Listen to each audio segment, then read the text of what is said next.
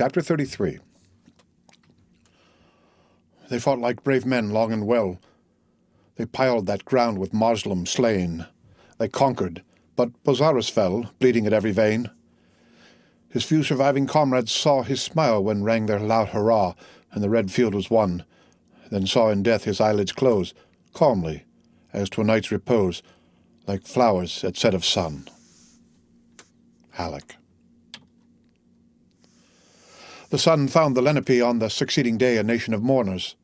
The sounds of the battle were over, and they had fed fat at their ancient grudge, and had avenged their recent quarrel with the Mengwe by the destruction of a whole community.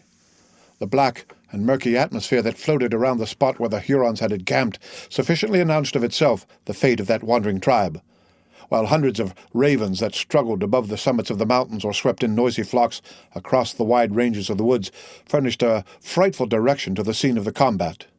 In short, any eye at all practiced in the signs of frontier warfare might easily have traced all those unerring evidences of the ruthless results which attend an Indian vengeance.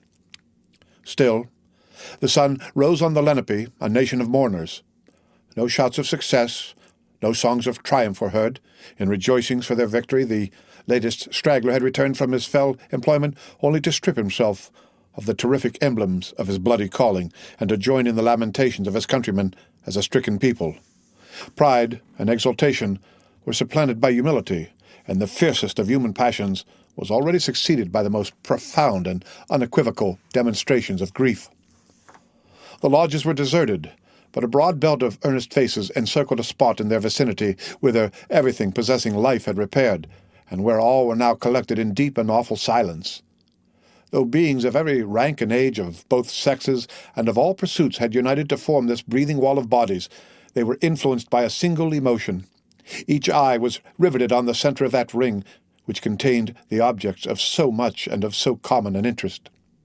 6 Delaware girls, with their long, dark, flowing tresses falling loosely across their bosoms, stood apart, and only gave proof of their existence as they occasionally strewed sweet-scented herbs and forest flowers on a litter of fragrant plants that, under a pall of Indian robes, supported all that now remained of the ardent, high-souled, and generous Cora. Her form was concealed in many wrappers of the same simple manufacture, and her face was shut forever from the gaze of men. At her feet was seated the desolate Monroe. His aged head was bowed nearly to the earth in compelled submission to the stroke of Providence. But a hidden anguish struggled about his furrowed brow that was only partially concealed by the careless locks of grey that had fallen neglected on his temples. Gamut stood at his side, his meek head bared to the rays of the sun, while his eyes, wandering and concerned, seemed to be equally divided between that little volume which contained so many quaint but holy maxims, and the being in whose behalf his soul yearned to administer consolation. Hayward was also nigh, supporting himself against a tree and endeavouring to keep down those sudden risings of sorrow that it required his utmost manhood to subdue. But sad and melancholy as this group may easily be imagined, it was far less touching than another that occupied the opposite space of the same area. Seated as in life, with his form and limbs arranged in grave and decent composure, Uncas appeared, arrayed in the most gorgeous ornaments that the wealth of the tribe could furnish. Rich plumes nodded above his head. Wampum, gorgets, bracelets, and medals adorned his person in profusion, though his dull eye and vacant lineaments too strongly contradicted the idle tale of pride they would convey. Directly in front of the corpse, Chingachgook was placed without arms, paint, or adornment of any sort, except the bright blue blazonry of his race that was indelibly impressed on his naked bosom. During the long period that the tribe had thus been collected, the Mohican warrior had kept a steady, anxious look on the cold and senseless countenance of his son. So riveted and intense had been that gaze, and so changeless his attitude, that a stranger might not have told the living from the dead but for the occasional gleamings of a troubled spirit that shot athwart the dark visage of one, and the death-like calm that had forever settled on the lineaments of the other. The scout was hard by, leaning in a pensive posture on his own fatal and avenging weapon, while Tamenund, supported by the elders of his nation, occupied a high place at hand, whence he might look down on the mute and sorrowful assemblage of his people. Just within the inner edge of the circle stood a soldier, in the military attire of a strange nation, and without it was his war-horse in the center of a collection of mounted domestics, seemingly in readiness to undertake some distant journey. The vestments of the stranger announced him to be one who held a responsible situation near the person of the captain of the Canadas, and who, as it would now seem, finding his errand of peace frustrated by the fierce impetuosity of his allies, was content to become a silent and sad spectator of the fruits of a contest that he had arrived too late to anticipate.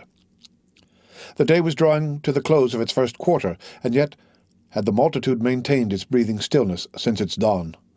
No sound louder than a stifled sob had been heard among them, nor had even a limb been moved throughout that long and painful period, except to perform the simple and touching offerings that were made from time to time in commemoration of the dead.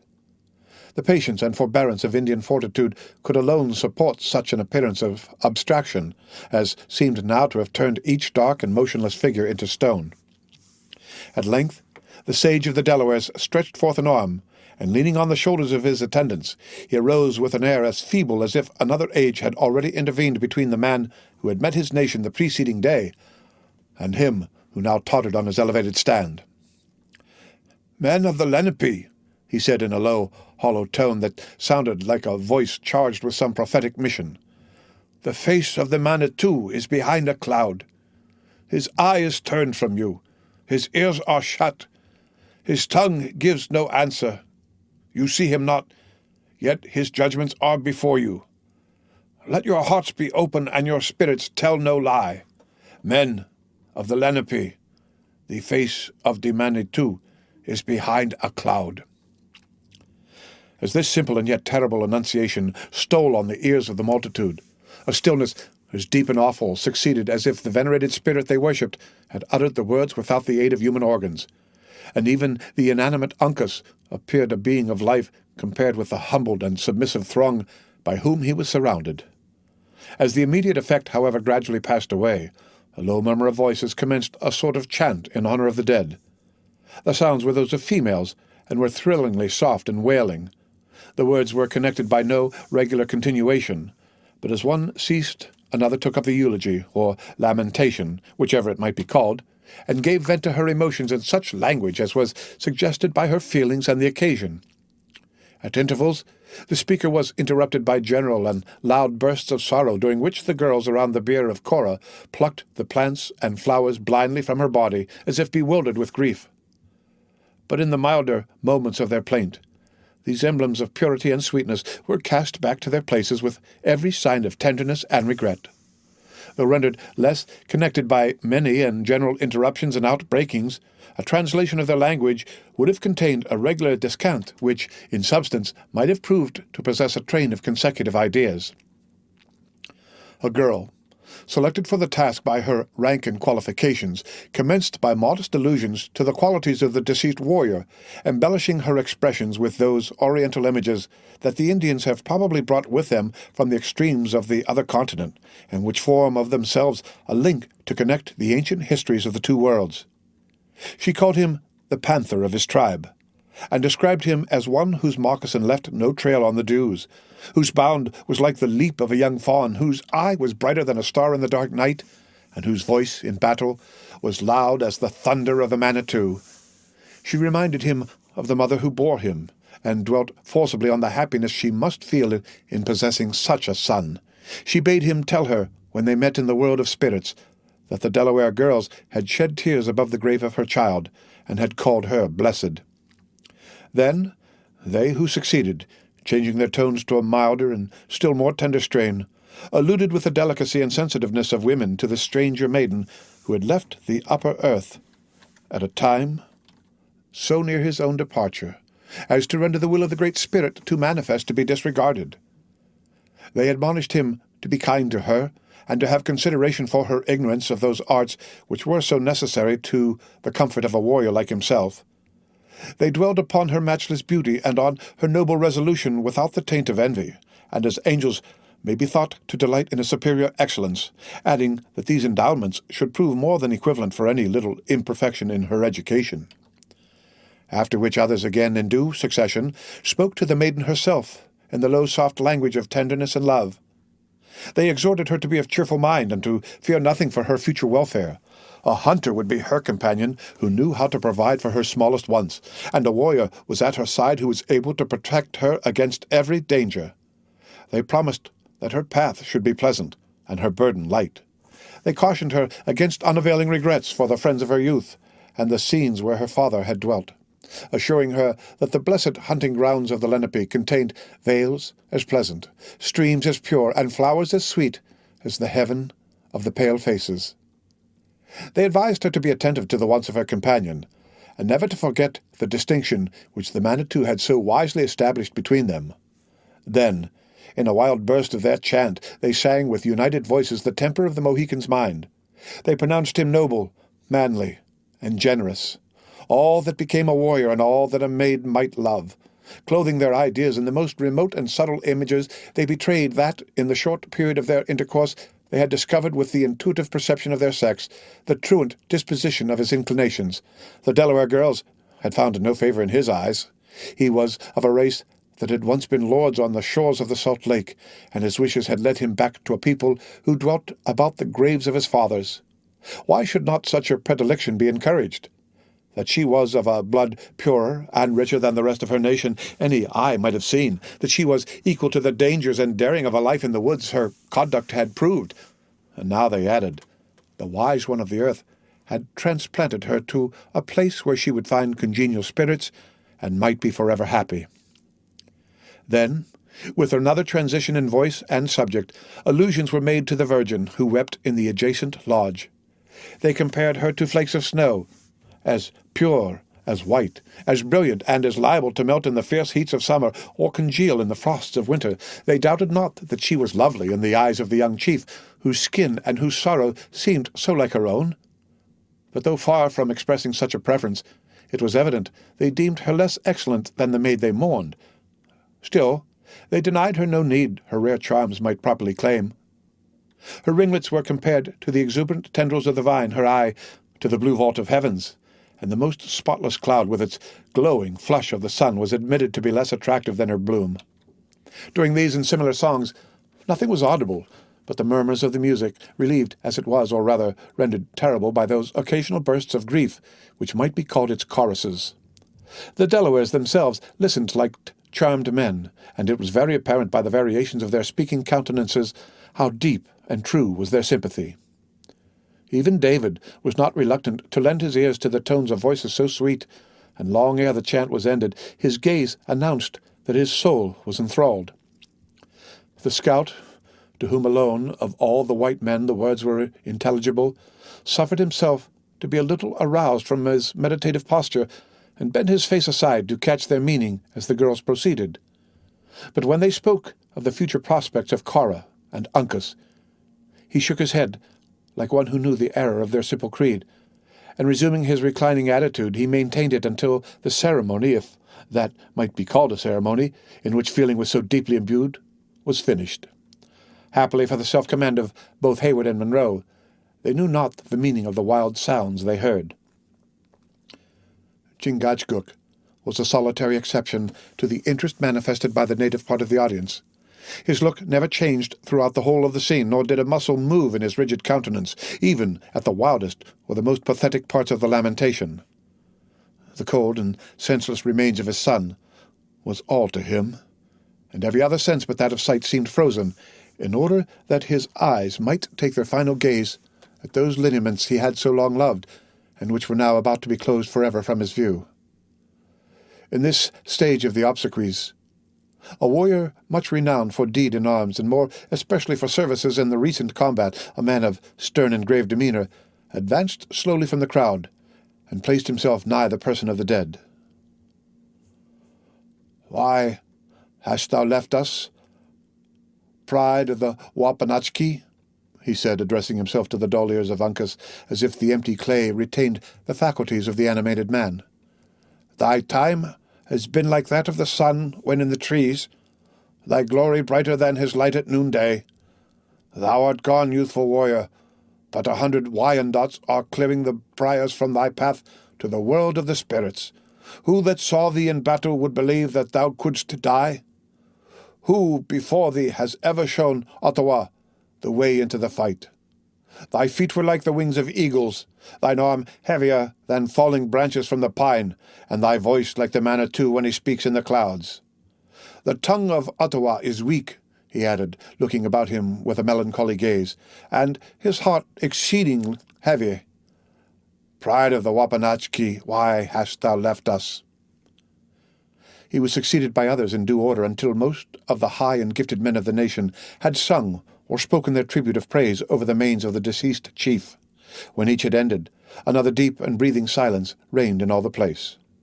Then a low deep sound was heard, like the suppressed accompaniment of distant music, rising just high enough on the air to be audible, and yet so indistinctly as to leave its character and the place whence it proceeded alike matters of conjecture. It was, however, succeeded by another, and another strain, each in a higher key, until they grew on the ear, first in long-drawn and often repeated interjections, and finally in words.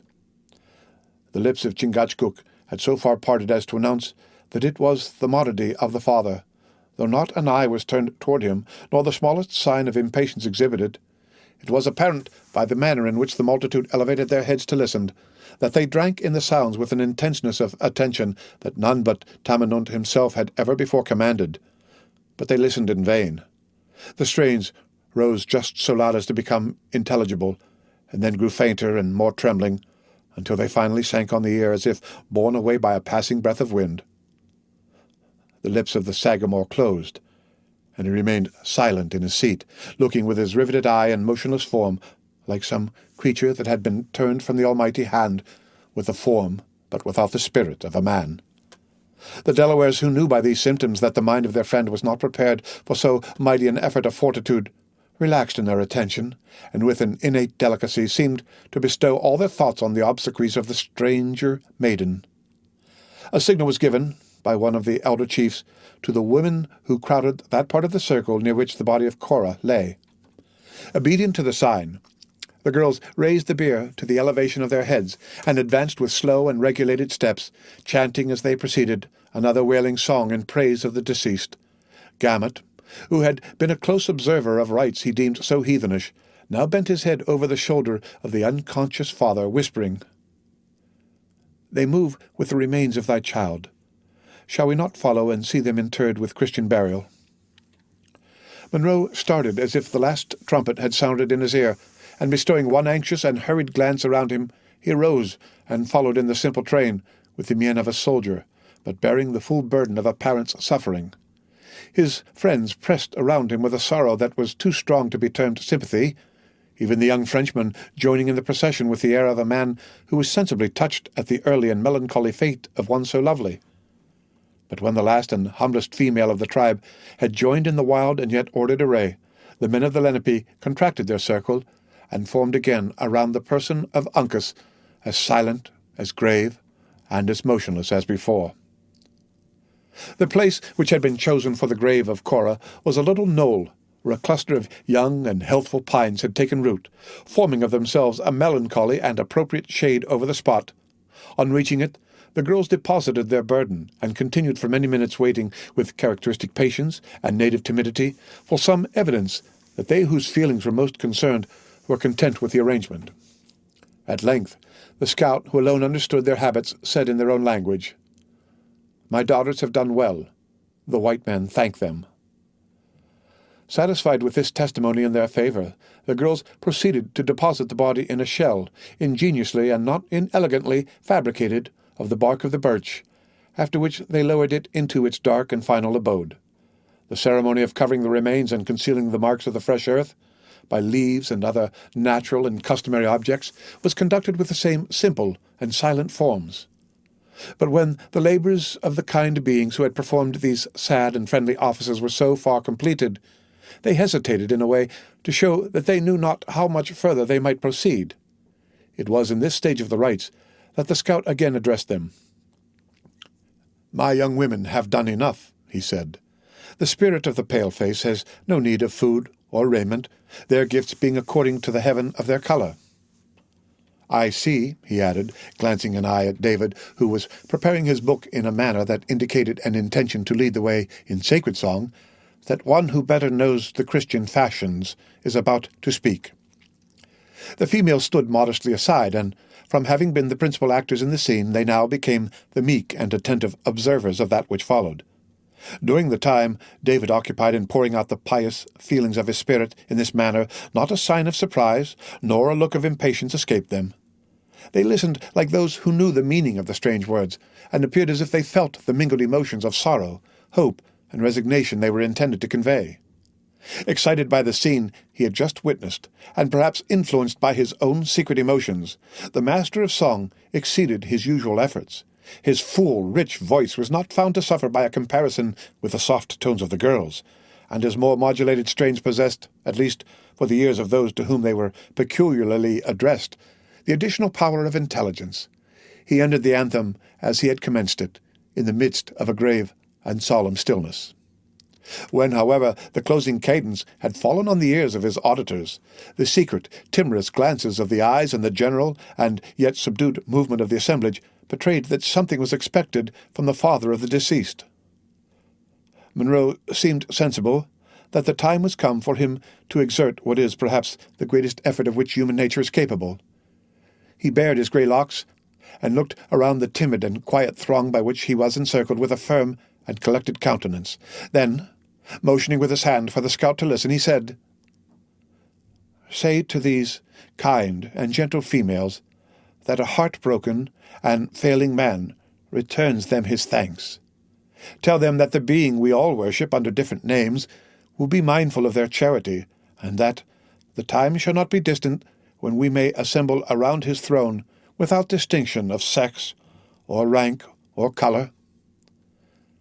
The scout listened to the tremulous voice in which the veteran delivered these words, and shook his head slowly when they were ended, as one who doubted their efficacy. To tell them this, he said, would be to tell them that the snows come not in the winter, or that the sun shines fiercest when the trees are stripped of their leaves. Then, turning to the women, he made such a communication of the other's gratitude as he deemed most suited to the capacities of his listeners. The head of Munro had already sunk upon his chest, and he was again fast relapsing into melancholy, when the young Frenchman before named ventured to touch him lightly on the elbow. As soon as he had gained the attention of the mourning old man, he pointed toward a group of young Indians who approached with a light but closely covered litter, and then pointed upward toward the sun. "I understand you, sir," returned Munro, with a voice of forced firmness. "I understand you. It is the will of heaven, and I submit. Cora, my child, if the prayers of a heartbroken father could avail thee now, how blessed shouldst thou be. Come, gentlemen," he added, looking about him with an air of lofty composure, though the anguish that quivered in his faded countenance was far too powerful to be concealed. "Our duty here is ended. Let us depart." Hayward gladly obeyed a summons that took them from a spot where, each instant, he felt his self-control was about to desert him. While his companions were mounting, however, he found time to press the hand of the scout, and to repeat the terms of an engagement they had made to meet again within the posts of the British army. Then, gladly throwing himself into the saddle, he spurred his charger to the side of the litter, whence low and stifled sobs alone announced the presence of Alice. In this manner the head of Munro, again drooping on his bosom, with Hayward and David following in sorrowing silence, and attended by the aid of Montcalm with his guard, all the white men, with the exception of Hawkeye, passed from before the eyes of the Delawares, and were buried in the vast forests of that region. But the tie which, through their common calamity, had united the feelings of these simple dwellers in the woods with the strangers who had thus transiently visited them, was not so easily broken. Years passed away before the traditionary tale of the White Maiden and of the young warrior of the Mohicans ceased to beguile the long nights and tedious marches, or to animate their youthful and brave with a desire for vengeance. Neither were the secondary actors in these momentous incidents forgotten.